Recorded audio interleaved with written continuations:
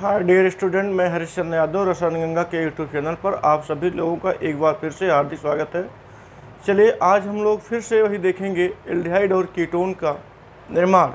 इसके पहले हम लोगों ने जो भी देखा था एल्कोहल एल्डिहाइड के निर्माण में, कीटोन के निर्माण में हमने ओजोनोलाइसिस का प्रयोग किया था। ओजोनोलाइसिस में ऑक्सीडेटिव प्रोसेस का प्रयोग किया था, रिडक्टिव प्रोसेस का प्रयोग किया था। और आज इसी के क्रम में आज हम देखने वाले हैं एल्डिहाइड और कीटोन के निर्माण में एल्कोहलों के द्वारा, कैसे एल्कोहलों के द्वारा हमें तैयार करना है एल्डिहाइड और कीटोन। और इसके तुरंत बाद हो सकता है नेक्स्ट वीडियो में नेमन रिएक्शन से हम बनाएं एल्डिहाइड को अलग तरीके से, कीटोन को अलग तरीके से, मतलब दोनों को अलग अलग कैसे फॉर्मेशन किया जाएगा हम इसको अगले वीडियो में बताएंगे। क्योंकि एक कंपाउंड को बनाने के लिए एक अलग अलग प्रकार के जो नेमन रिएक्शन उनको बताया जाएगा। फिलहाल आज हम एल्कोहल से बनाने वाले हैं एल्डिहाइड और कीटोन को। बिल्कुल ध्यान से देखिएगा, वीडियो को शुरू से लेकर के अंत तक ज़रूर देखिएगा। और साथ साथ यदि आप चैनल पर नए आए हैं तो चैनल को सब्सक्राइब करते हुए बेल आइकन को ज़रूर दबाइएगा ताकि आपको नोटिफिकेशन पहले मिलती रहे। और लाइक तथा अपने ग्रुपों में शेयर ज़रूर करिए। शेयर करने से क्या होगा कि औरों के पास भी ये वीडियो बहुत आसानी से पहुंच जाएगा। चलिए ज़्यादा समय नहीं लेंगे, हम शुरू करेंगे एल्डिहाइड और कीटोन बनाने की विधि में। एक है एल्कोहल के द्वारा। देखिए एल्कोहल से, फ्रॉम एल्कोहल। देखिए जब बात आती है एल्कोहल की तो एल्कोहल से भी दो तरीके से हम एल्डिहाइड और कीटोन बना सकते हैं। एक तो तरीका है केवल एल्कोहल से, जब आप कापर और चाहे कापर लें चाहे एजी, यानी सिल्वर और कापर में से कोई एक लेते हैं और डिहाइड्रोजनेशन कराते हैं। देखिए एल्कोहल से बनाने के दो तरीके हैं। एक तरीका हम बता दें, उसका नाम है डिहाइड्रोजनेशन।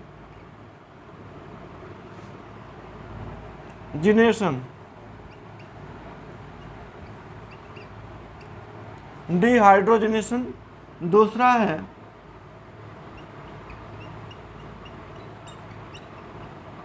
ऑक्सीडेशन। एल्कोहलों से ही हम एल्डिहाइड और कीटोन बनाएंगे, लेकिन दो तरीके से।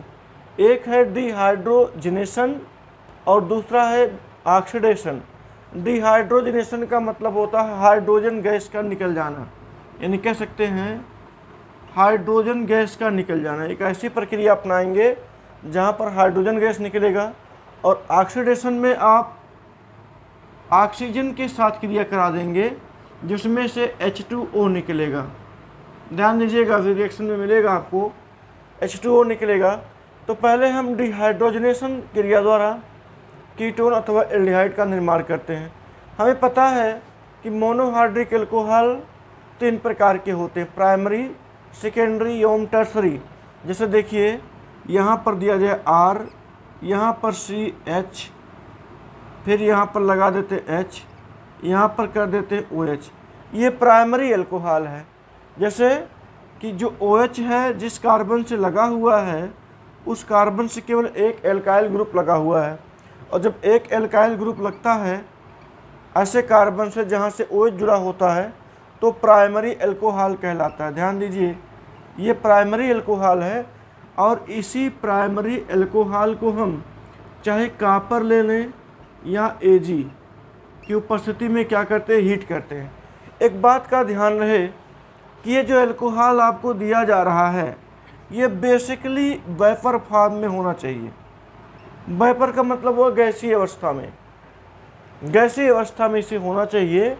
तब हम कापर और AG की उपस्थिति में हम इसी वेपर को प्रवाहित करते हैं ताप पर, टेम्परेचर पर, यानी गर्म करते हैं। इस वेपर को किसी गर्म नली से गुजारते हैं। ऐसी दशाओं में ये जो हाइड्रोजन है, देख रहे यहाँ का H, ये और ये दोनों H जो होते हैं वो गायब हो जाते हैं और बचता क्या, R, C, H double bond O। यह एक प्रकार का एल्डिहाइड है। क्लियर हो गया ये। यहाँ देखिए RCH2OH ये प्राइमरी अल्कोहल था। प्राइमरी अल्कोहल से हम एक हाइड्रोजन यहाँ से OH से हाइड्रोजन और इस CH2 का एक हाइड्रोजन हम यहाँ से गायब कर देते हैं तो निकल जाता है हाइड्रोजन गैस, H2 गैस निकल जाता है और हमें प्राप्त होता है एल्डिहाइड। तो जब एल्डिहाइड प्राप्त हो गया तो हम ये कहेंगे कि प्राथमिक अल्कोहल से हमें एल्डिहाइड मिल गया। अच्छा, अगर बात करें यहीं पर फिर बात कर लेते हैं द्वितीयक की। एक R लगाएं इधर, एक R और लगा देते हैं, यहाँ पर OH और यहाँ पर H कर देते हैं। प्रक्रिया वही रहेगी, आप लेंगे चाहे कापर ले लीजिए चाहे Ag, ये भी सेकेंडरी अल्कोहल है और सेकेंडरी अल्कोहल ये वेपर स्टेट में होगा, वाष्प की अवस्था में होगा। इसे हम टेम्परेचर से गुजारेंगे। यहाँ देख रहे हैं ये हाइड्रोजन विस्थापित हो गया, हाइड्रोजन ये निकल जाता है। हाइड्रोजन के निकल जाने से एक R ये C डबल बॉन्ड O ये हो जाता है कीटोन, ये कीटोन हो गया और यहाँ पर हाइड्रोजन गैस रिमूव हो जाता है। तो देखिए जब आपने प्राइमरी अल्कोहल लिया तो वहाँ पर एल्काइल की संख्या 1 थी, यहाँ एल्काइल की संख्या 1 है, ये बन गया जाकर के एल्डिहाइड। और जब आपने सेकेंडरी अल्कोहल लिया जहाँ पर 2 एल्काइल ग्रुप रहे, OH लगा हुआ है, कापर और Ag की उपस्थिति में गर्म करेंगे, यहाँ से भी हाइड्रोजन गैस रिमूव होगा और ये बनेगा कीटोन और हाइड्रोजन गैस का बाहर हो जाए। ये दोनों में देखा आपने यहाँ पर हाइड्रोजन और हाइड्रोजन ही विस्थापित हो रहे हैं, गायब हो रहे हैं। तो ऐसे अब क्रिया को डिहाइड्रोजनेशन रिएक्शन कहते हैं। हाँ, अब की बार जो तीसरा जिसको आप टर्सरी अल्कोहल लेंगे वो इससे कुछ अलग होगा। देखिएगा, इसे जानना बहुत ज़रूरी है, इम्पॉर्टेंट भी है ये, क्योंकि अभी आप जान जाएंगे। ये तृतीयक अल्कोहल, ये 3R हो गया, ध्यान दीजिएगा। हम एक यहाँ पर अपने मन से बताते हैं, ये यहाँ देखिए, यदि हम R ही रखते तो हाइड्रोजन तो कहीं निकलने का कोई चांस नहीं बनता। हाइड्रोजन निकलने का चांस देखिए ज़्यादा कहाँ होता है कि उसी कार्बन से गायब होना है जिस कार्बन से हाइड्रोजन OH लगा हुआ है। इस कार्बन पर हम देख रहे चूँकि कोई हाइड्रोजन नहीं है। जब कोई हाइड्रोजन है ही नहीं तो यहाँ से हाइड्रोजन गायब होने का चांस खत्म, और जब चांस खत्म तो डिहाइड्रोजनेशन क्रिया होगी नहीं, डिहाइड्रोजनेशन क्रिया नहीं हो सकती है, यहाँ पर डिहाइड्रेशन क्रिया होगी। ध्यान दीजिएगा, इम्पॉर्टेंट है, डिहाइड्रेशन क्रिया होगी। और आप पढ़े हैं, इसको हमने बताया है अल्कोहल चैप्टर में। अल्कोहल में डिहाइड्रेशन का मतलब होता है जल के मॉलिक्यूल का बाहर निकल जाना, और जल के मॉलिक्यूल जब बाहर निकलते हैं किसी अल्कोहल से तो वहाँ पर एल्कीन का फॉर्मेशन होता है। यहाँ पर हमने CH2H इसलिए ले लिया ताकि कोई H अगर गायब होगा तो यहाँ CH2 बचेगा। यदि हम इसके स्थान पर भी R लेते तो हमको पता न चलता कि कहाँ पर हाइड्रोजन कितना है और कितनी बड़ी श्रृंखला कार्बन की जुड़ी हुई है।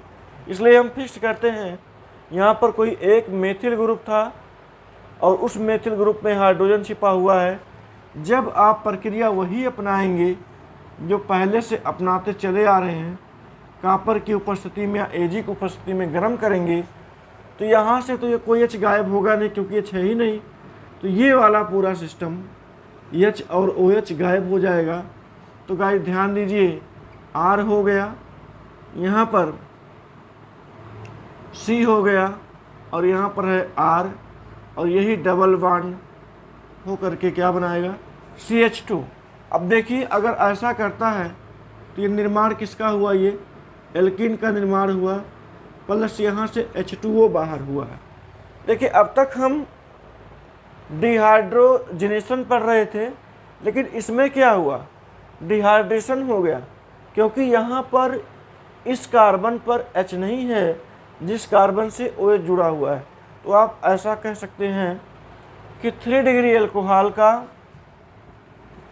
डिहाइड्रोजनेशन नहीं होता है। तृतीयक एल्कोहल का डिहाइड्रोजनेशन नहीं होता, बल्कि क्या होता है, डिहाइड्रेशन होता है। प्रेजेंटेशन वही होगा जो प्राइमरी सेकेंडरी में था, कॉपर अथवा सिल्वर। यहाँ पर भी कॉपर अथवा सिल्वर रख सकते हैं।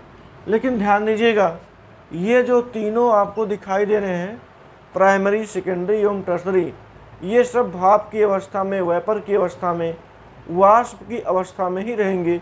इनको एक ऊंची टेम्परेचर से गुजारेंगे जिसमें उपस्थित होगा कॉपर और Ag में से कोई भी एक उपस्थित होगा, तब जा कर के आपको एल्डिहाइड अथवा कीटोन देगा। और लास्ट में जो तृतीयक होगा वो एल्कीन देगा, और वहाँ पर डिहाइड्रोजनेशन क्रिया ना होकर के डिहाइड्रेशन क्रिया हो जाएगी। चलिए, ये तो प्रोसेस रहा। हमने कहा कि 2 तरीके से बनेंगे। एक तरीका था डिहाइड्रोजनेशन, तो डिहाइड्रोजनेशन हो गया। अब प्रक्रिया अपनाते हैं दूसरी, जिसका नाम हमने क्या बताया था, ऑक्सीडेशन। चलिए देखते हैं ऑक्सीडेशन। और पिछली क्लास में हमने एक बात आपको बताया था कि जो कीटोन होते हैं उनका फर्दर ऑक्सीडेशन किसी कार्बोक्सिलिक अम्ल में नहीं होता है। आप पिछला वीडियो देखेंगे तो आपको मिलेगा, जहाँ पर हमने ये बताया था आपको ओजोनोलाइसिस में ऑक्सीडेटिव प्रोसेस हमने बताया था। ऑक्सीडेटिव प्रोसेस में हमने बताया था कि जो कीटोन होते हैं, ध्यान दीजिएगा, कीटोन को अगर ऑक्सीडेटिव प्रोसेस में लिया जाए तो ये संभव नहीं होता है।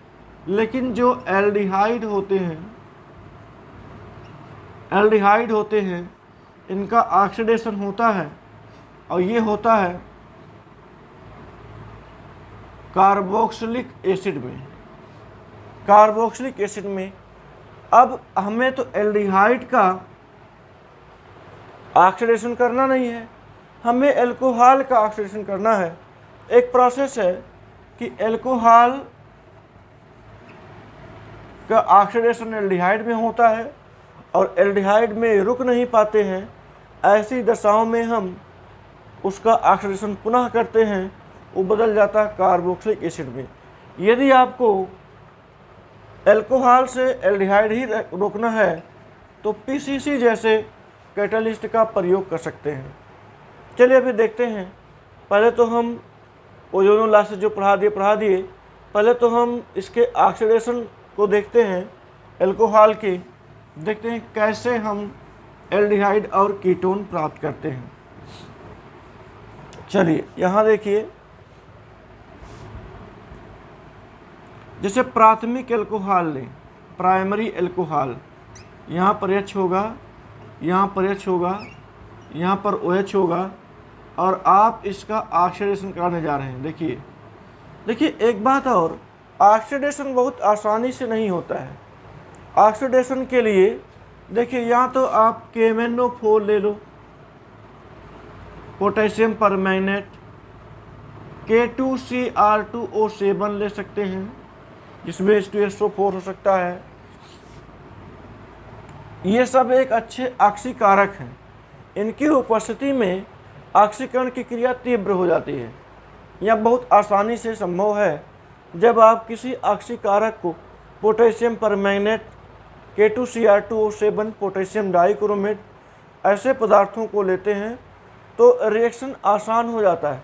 अच्छा, जब आसान होगा, इस सबसे पहले कन्वर्ट होगा। देखिए ध्यान से, RCHO में ये इस प्रकार से ये हाइड्रोजन गायब होगा, और यहाँ पर हम रखे रहेंगे क्या, ऑक्सीजन, तो H2O बन करके बाहर निकल जाएगा।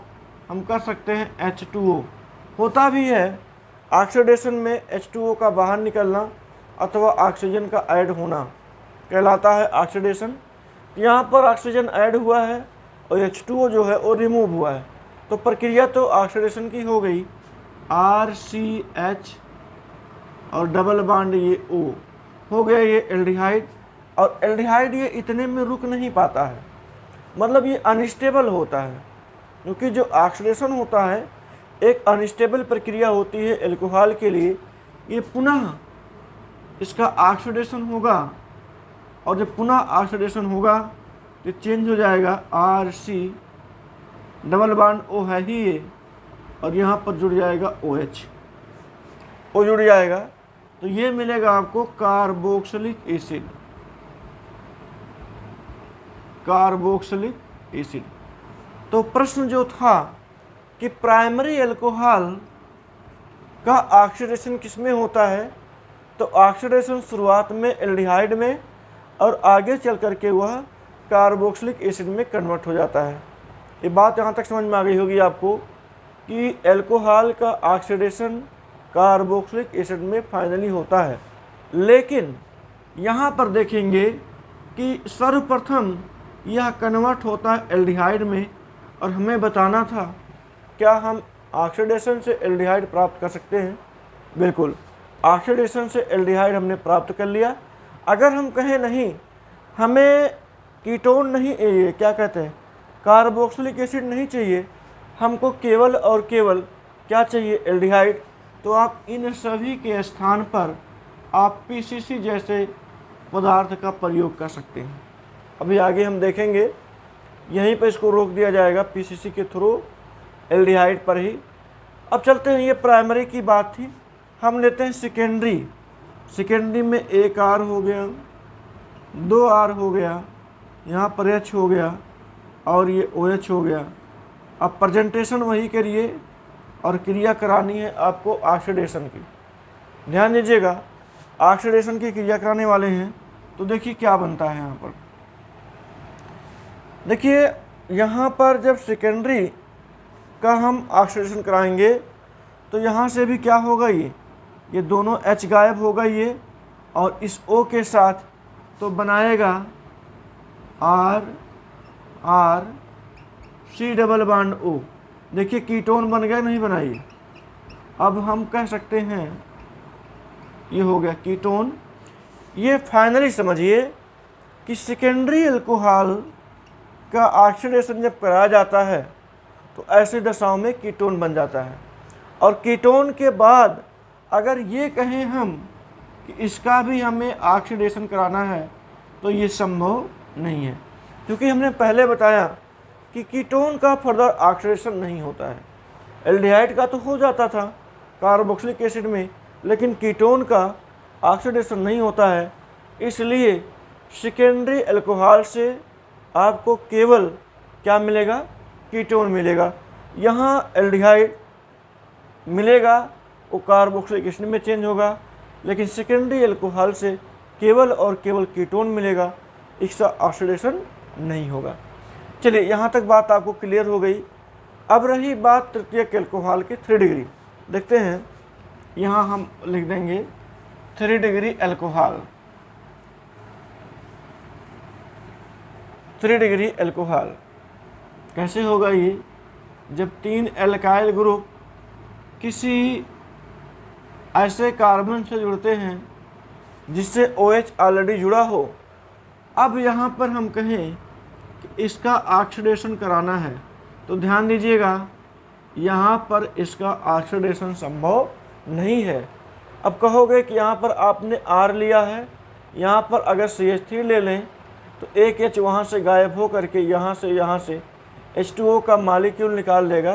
तो ध्यान दीजिएगा, यदि हमें ऐसा ही करना हो तो देखिए कितना गलत हो सकता है। R हो गया R, यहाँ पर CH2H कर देते हैं, यहाँ पर R, यहाँ पर OH, और आप करा रहे हैं ऑक्सीडेशन। यदि हम ऐसा ही करें, देख रहे हैं इसको लेकर के H2O का अगर हम मॉलिक्यूल निकालें भी इसके साथ, तो देखिए बनेगा क्या, कितना गलत रिएक्शन होने जा रहा है। ऐसा मत करिएगा आप लोग, क्योंकि R हो गया। अब बताइए ये कितना बॉन्ड बनाएगा ऑक्सीजन। ऑक्सीजन के पास क्षमता कितने बॉन्ड की होती है, केवल 4, और यहाँ पर 2, एक 3, एक 4, एक 5। अभी O के पास एक बॉन्ड और लगेगा, तो कुल मिलाकर के कार्बन की वैलेंसी 4, उससे कहीं ज़्यादा आ रहा 6। इसलिए आप ऐसा समझिएगा तृतीयक एल्कोहलों का ऑक्सीडेशन नहीं होगा। अगर कराएंगे तो कार्बन की बैलेंस डिस्टर्ब हो जाएगी। ये वाला रिएक्शन सही नहीं है, ये केवल इसलिए बता दिया गया ताकि आप गलती ना करें। एक बार इसका स्क्रीनशॉट लेंगे आप लोग, स्क्रीनशॉट ले करके देखेंगे कि क्या कितना समझ में आया। इसे जो स्क्रीनशॉट में ले लीजिए आप लोग, फिर आगे देखते हैं।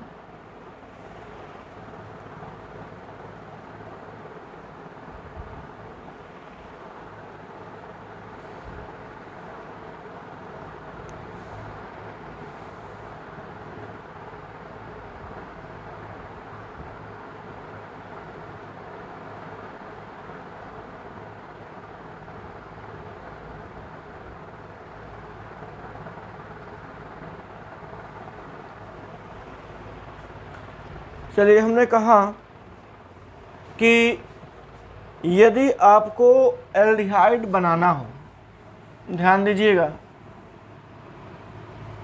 कीटोन तो मिल ही गया है द्वितीयक एल्कोहलों के ऑक्सीडेशन से, ये तो आगे नहीं जाएगा। लेकिन यदि आपको ले जाना है एल्डिहाइड को भी वहीं पर रोक देना है, उसका पुनः ऑक्सीडेशन ना हो, केवल और केवल हमको एल्डिहाइड मिले किसी एल्कोहल के ऑक्सीडेशन से, तो ध्यान दीजिएगा, किसी एल्कोहल से ऑक्सीडेशन के लिए, जैसे यहाँ पर प्राइमरी RCH और यहाँ पर H लेंगे, यहाँ पर होगा OH। अब आप इसका ऑक्सीडेशन कराइए, इसमें कोई दिक्कत नहीं, लेकिन उसके लिए लीजिए PCC। अभी हमने चर्चा किया था PCC का मतलब होता पायरिडीन, पायरिडीनियम क्लोरोक्रोमेट,